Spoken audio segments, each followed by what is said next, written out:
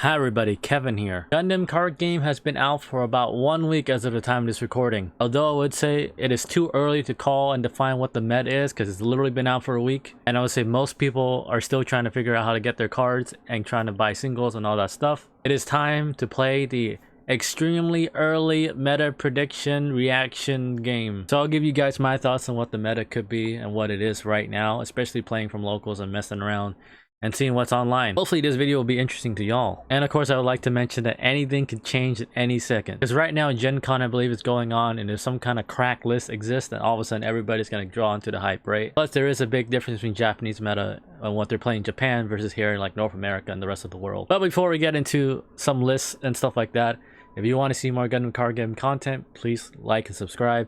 All that fun stuff. Hopefully we can reach 100 subs eventually. Soon, hopefully, please. But let's get into it. Hello, we're back. And so we're looking at Eggman's event, which is probably the biggest tournament at the moment. Keep in mind, it's only 64 people and happened like a day or two after the official release of Gundam card game. But this is the biggest tournament at the moment with actual recorded data. So we'll kind of use that as a guideline to see what the meta is right now. 1 weekend, right? 1 weekend. As you can see, top archetypes, right? You got your Wing Zero, you got Unicorn blockers, you got Freedom blockers, and then I believe there's one top for like a red, blue, like Xeon and good old Banshee Unicorn kind of deck. But there's only one of them. As you can see, there's also no red, green at all, like aggro, Xeon Rush, or whatever you want to call it, like that. But I think at the same time, you can look over here for in terms of representation. There's only like maybe four people basically that were playing Zaku's or whatever in their deck, right? And personally, I feel that's a kind of unexplored part of the meta because people are still kind of figuring out things, right? Like half this tournament was just basically Freedom blockers, and so with Freedom blockers being like the main thing, maybe people didn't realize like you play like high maneuver and those kind of shenanigans and try to get past blockers. Because from experience in locals, just messing around like in the first like real life kind of events, for me putting in Char and like Sananju and stuff like that, we're able to put on work and then like just bypass a lot of blockers in general. So I think it's just kind of unexplored thing. And remember, like it's only 64 people, right? Best of one. It's a lot of luck and variance involved as well. Do I think this is a representative of what meta will probably be? Yeah, but I don't think it's going to be like half of the people playing Freedom blockers, right?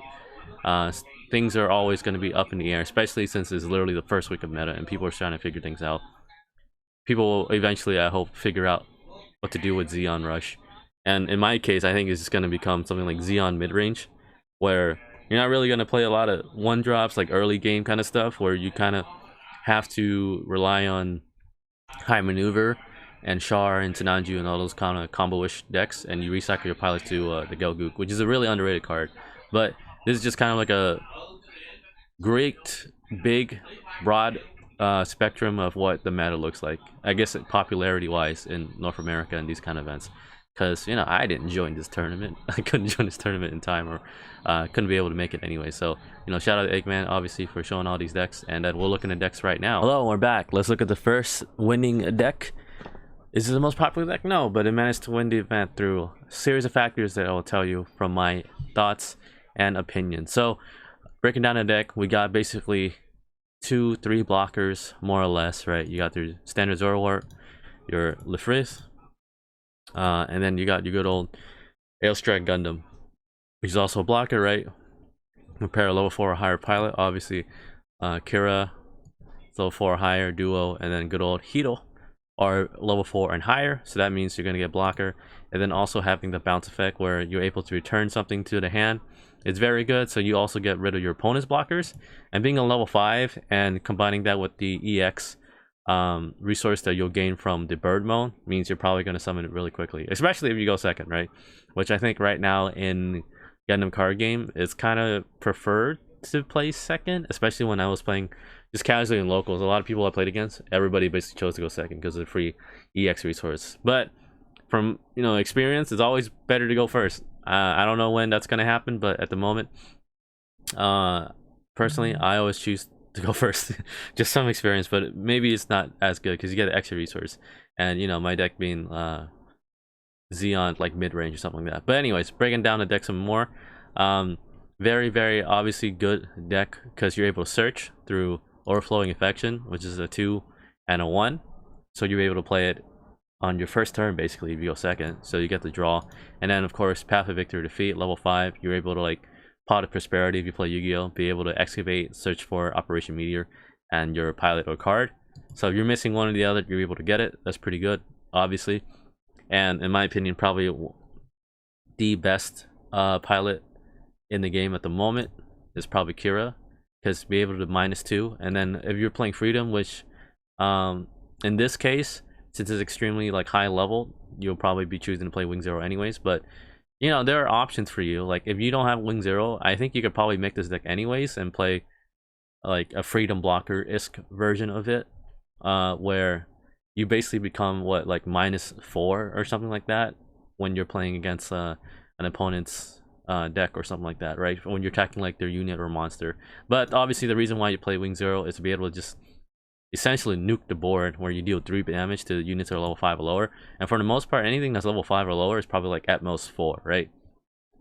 Like 4 health. So you're gonna get rid of blockers, you're gonna get rid of stuff like the Lefrith, right? Almost more or less, like maybe you'll ping it for 1 damage somehow. Ping meaning like doing minuscule damage, but you drop Wing Zero, you clear the board, you start bopping their stuff, and that's basically how you play this deck, kind of. And then you have your big boy blockers trying to just save your shield area, essentially. And then in my opinion, probably the most underrated card out of the deck is Death Scythe, because you're able to get first strike. And then if you have it with your you know, duo or Operation Meteor pilot, right, you get the extra resource as well, like reuse it. That's also great. And first strike, I think at the moment in early Gundam card game is one of the most broken effects, kind of like in Magic. You're able to do damage and you don't get damage, and for that means that your Death Scythe is probably going to live like another turn or 2 turns for free, basically, right? Because board presence at the moment in Gundam card game, I think, is extremely important. So overall, very solid, great deck. Like I said before, there's only 64 people playing. Nobody was even trying to play, I think, Red Green Xeon mid-range, Xeon Rush, but there's something there. I really feel there's something there that people just either need to try to figure out, like I am trying to figure it out, or there's gonna be like support coming out, like one card that's gonna be a searcher or something like that. Because you know, white, green, and I believe blue all have like some kind of searcher card, whereas like Xeon doesn't really have a searcher card at the moment. Maybe to keep it balanced, because obviously it's trying to be like a overwhelming like rush kind of strategy, of course. But this is, you know, white, green, Gundam Wing, whatever you want to call it. This was the winning deck list, so very standard, very positive. I think the only weakness really is that you might get overwhelmed by the time you drop like your Wing Zero, right? But of course, remember you have bird mode that's gonna get EX resources, and I believe you can get maximum of 5. So those are my thoughts on the winning deck list at the moment. Things are gonna change in the upcoming weeks as more people get product, right? More people are getting experience playing locals and stuff like that. But yeah, this is a fairly, you know, streamlined deck list, if you will, especially for like Wing Zero and stuff like that. So there you go. Let's move on to the next one. Hello, we return, and now this is probably the most popular kind of deck, right? The most standard looking, what you would expect if you were playing something like Freedom Blockers. Essentially, there's really like no difference between like that and like say the other ones that topped in the Eggman event, right? So you're gonna play normal blockers, right? You play Rizal because it's a pretty strong normal stats and stuff like that, right? So that's what it is. You gotta play Grandpa because you play Admiral, who is also pretty good because you're able to rest units, essentially meaning blockers, right? So when you rest blockers, you're able to bop them, get past all that stuff, like very good. But most important one is like kind of like the good old Unicorn Gundam, where you have the destroy mode and the normie mode, where it's kind of like a combo, right? Where you're able to re-get the pilot and almost essentially draw 2. Because if you don't know what Unicorn Gundam does, during Link and Destroyed, just return this unit's paired pilot to its owner hand, then discard 1. So technically you need to have like another card in your hand, but you know, hopefully you do. So you'll be able to get your good old Bananji back, and then you'll be able to summon Unicorn Gundam by destroying your normal Unicorn mode version, right? And then you get the draw 2, you get the bop things, and then rest units and all that stuff like that. So it's very good, obviously. And plus Benaji being a +2 means your unicorn is gonna be like +7, which can bop almost everything at least in one shot. Even like, you know, Freedom Gundam, right? Because Freedom Gundam plus Kira and all that, I think it's just should be like a 7, right? Am I wrong? When you once a turn, when you pair a pilot with his unit, again choose -2 this turn. So yeah, unless it happens during your turn, you should be able to just kind of low-key trade with a Freedom Gundam anyways, which is extremely like annoying to play against, right? So you rest the Freedom and stuff like that, and you're able to bop things. So this is kind of like the strategy for Freedom Blocker, right? Block stuff, make your big boy units, play kind of like a control thing here and there, and make very smart decisions and trade. And then you got your super draw power through playing both Show Resolve and Overflowing Affection. Because sometimes it's overwhelming, right? If you have this and this in your hand, you just start activating things. You draw like 4 cards, right? At least. And then not including Benaji, right? Which is +1, and then Unicorn and stuff like that. So +2 and all that stuff. So very solid Freedom Gundam blockers list. This is the most popular variant at the moment until people figure out like how to counter this thing. So be on the lookout for that in your locals, essentially. Personally, I think in my list I play 4 of this because you're able to return things to your hand, even though it says choose one enemy unit with 1 HP, return to owner's hand.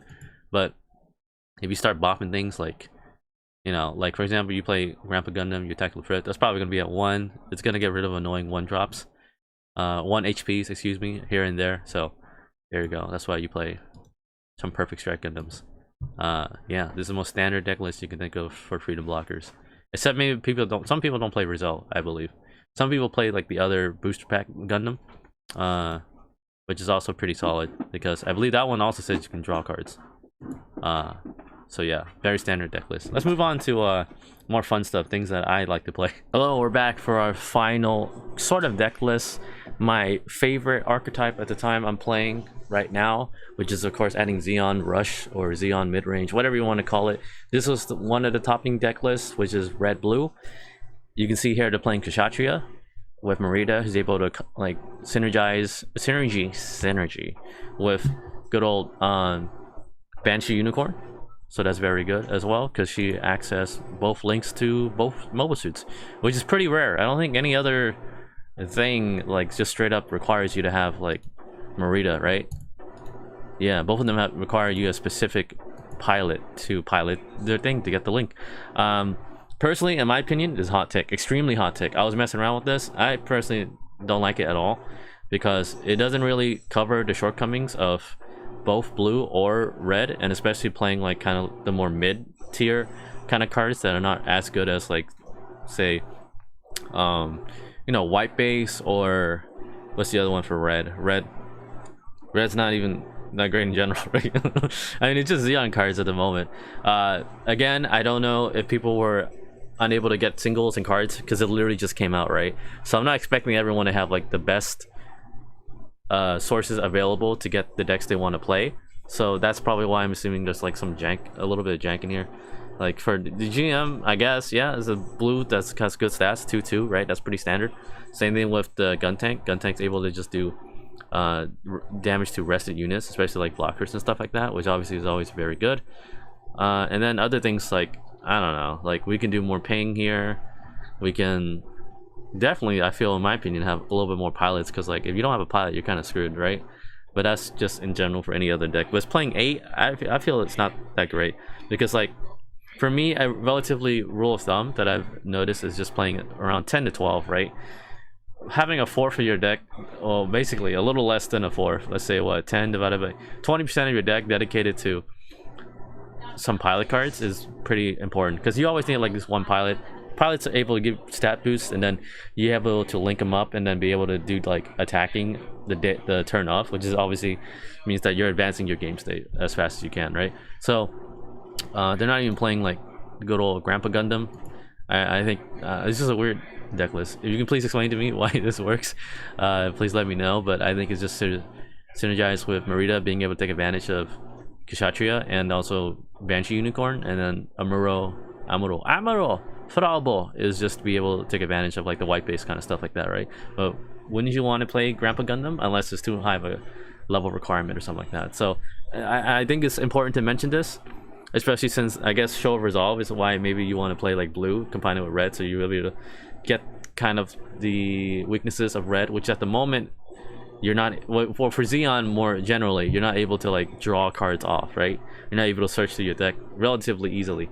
So I want to just quickly mention this kind of deck because obviously a top, happy for them obviously, but I'm more talking in line of something like a more traditional quote unquote Xeon Rush, Xeon mid range. For these deck lists, they're very similar to what I kind of would play in real life. Some changes here and there, which of course I'll let you guys know in the deck profile, which is kind of, you know, the first deck I took the locals, obviously improvements there, but just based on the cards I had, I think I would like to call it like kind of a budget quote unquote Xeon Rush, Xeon mid-range kind of deck. So you got your standard 3 Zaku, right? I think it's underrated. Obviously be able to get rid of EX space is very important because your whole game plan is to try to like overwhelm and then attack, overwhelm, attack your opponent as fast as you can, right? So all that stuff. Some people choose to play Zaku Sniper so you can be able to search your card and stuff like that. I think this is probably better than the DOP, because even though DOP is like a 1-drop, 1 level, 1 cost, to be able to look at it, you don't get to add it. So like, I don't know, it feels pointless to me because it's not going to do any damage because it's 1-1. The whole point of it, I guess, is for you to just look at the card and then be able to put it down, but you're not gaining any kind of advantage. Even board presence, it doesn't really matter, right? Because it's at 1-1. What can you realistically do to 1-1 to anything like that? And then being able to at least Zaku Sniper to look at the Xeon card, Neon Xeon card, and add it to your hand, I think that's probably better. So if you're gonna play some kind of searcher, you probably play 4 of this, right? So that's what they were doing. This is Japanese meta, by the way, where Japan I think has a slightly different, I guess, mentality or thought process of how they're playing Gundam card game. Maybe because that's where Gundam card game originated. So, you know, there's a difference in meta where I think Americans are playing, or sorry, North Americans, non-Japanese people are playing a little bit more, I want to say like aggressively, playing like Wing Zero and stuff like that, where Japan seems like they're playing a lot more blocker meta here and there, right? So it just takes some time for people to develop their ideas. So they're playing 4 Zakus, right? Double 4 Zakus, so both the Char Normie from the start deck and the Char from the booster pack and beta. Personally, I like the one from the start deck a lot better because it's able to start searching your cards, right? Because in Xeon and just in general, right, being able to search is, or search, look, excavate, whatever you want to call it, be able to look through your deck is very important because you can add cards, advance your game state, all that stuff. Same thing with the floating effect, which is basically being able to maintain board presence through the rest of the Char Zaku Dose token, which is, you know, even though it has 1 health, it's still 3 AP, which is very good. And then remember, you can still link it up, I believe, based on whatever the token says. So like, you can technically put the Char onto the Char token, right? Because you'll be able to recycle it with Char's Gelgoog, which I think, in my opinion, hot take, is probably the best green card for Xeon, right? Not many decks in the moment I've noticed, aside from like Banerjee and good old Unicorn Gundam, is able to like recycle pilots, right? Correct me if I'm wrong, let me know if I'm wrong. I'm sure I looked through almost every card that got released in the booster pack because I managed to pull them, but I believe not every card is able to recycle at the moment. And remember that it says choose 1 new type pilot card that is level 3 or lower from the trash, pair it with this unit, right? At the moment it's only Char, but we know Gundam card game, I've seen One Piece, I've seen Dragon Ball, there's gonna be like 50 different versions of Char. Right, you're gonna play other versions of Char. It might say something like Quadrupagina. It's gonna say other things, other artwork, whatever it is, right? You're gonna be able to play it with the Gelgoog, hopefully. And so Gelgoog in the foreseeable future is gonna be like super good, especially since it's one of my favorite mobile suits, right? Because of the plot significance and it getting blah blah blah, all that stuff. Here's my master grade, awesome, right? I know it's in a weird pose, but it looks better in person, I promise. And also, I made some deals and I managed to pull the alt art or trade alt art for it, so it's very cool. I love Char's Gelgoog. Be able to recycle, right? Sure, you gotta discard a card, but that's fine. Sometimes you have dead cards in your hand anyways that you can't summon because of the cost or the link requirement or whatever you want to call it. Char's Gelgoog, it's great, right? You gotta play 4 of these. At the moment, I only have 2. I believe more are coming on the way. So it's gonna fix my deck. And then other options as well, like Sinanju, I think is obviously very good because you drop Shinanju, more than likely you're gonna win the game. That's what I've noticed, at least playing good casuals. because it has high maneuver, right? You're probably gonna link it with full frontal. So full frontal is able to swarm because you're able to deploy like a level 4 lower. So you know, Char's Gelgoog. There you go. If you got Sinanju, full frontal, Char's Gelgoog, or engrave or whatever, or Char Gelgoog on hand, and then like a Char Aznable engrave, then you're gonna start popping off, fam. You got high maneuver too. Oh my god, you got double high maneuver, and then Sinanju is able to do 2 damage to your opponent's blockers, which is what I did, right? So in this casual match, I managed to bop their base in 1 shot with Sinanju, and then destroy the blocker, so basically go 2 for 1. That's great. And then obviously with the board presence with Char's Gelgoog. So Char's Gelgoog to me would break open this thing for red, green, Xeon, whatever you want to call it, because it allows you to be more aggressive with being able to use Char.